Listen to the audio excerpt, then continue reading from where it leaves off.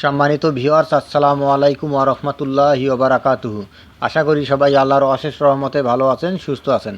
এই চ্যানেলে আরেকটি নতুন গুরুত্বপূর্ণ ভিডিওতে আপনাদের সবাইকে স্বাগতম।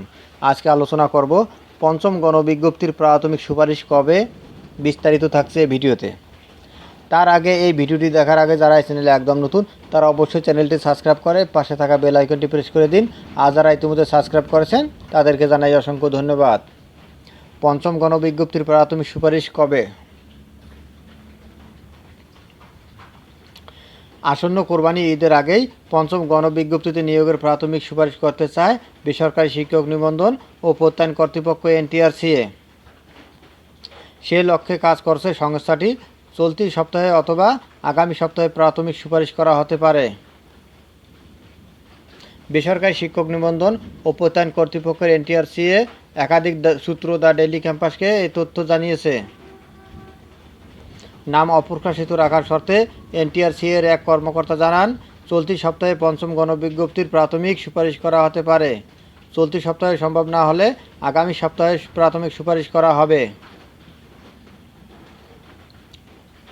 জানা গেছে, চতুর্থ গণবিজ্ঞপ্তিতে ভুল চাহিদায় সুপারিশপ্রাপ্তদের পঞ্চম গণবিজ্ঞপ্তিতে সুপারিশ একটি প্রতিষ্ঠানের 5টি পদ ফাঁকা রাখা সংক্রান্ত রিট এবং ইনটেকধারীদের খুঁজে বের করা নিয়ে ব্যস্ত সময় পার করছে এনটিআরসিএ।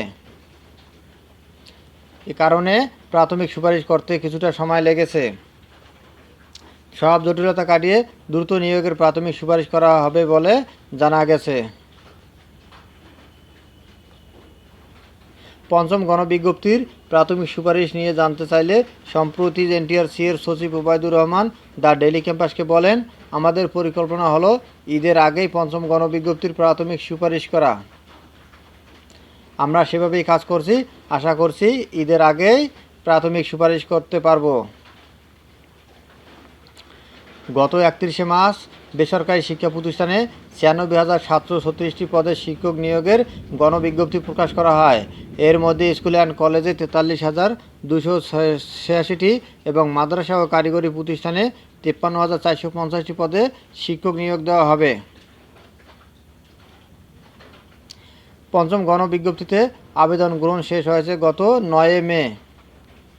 10 মে রাত 12টা পর্যন্ত আবেদনের ফি জমা দিতে পেরেছেন আবেদনকারীরা। ধন্যবাদ জানিয়ে বিদায় নেওয়ার আগে আবার অনুরোধ জানাই, যদি ভিডিওটি ভালো লাগে এবং সর্বশেষ আপডেট ভিডিও পেতে চান তাহলে অবশ্যই চ্যানেলটি সাবস্ক্রাইব করুন। ধন্যবাদ সবাইকে।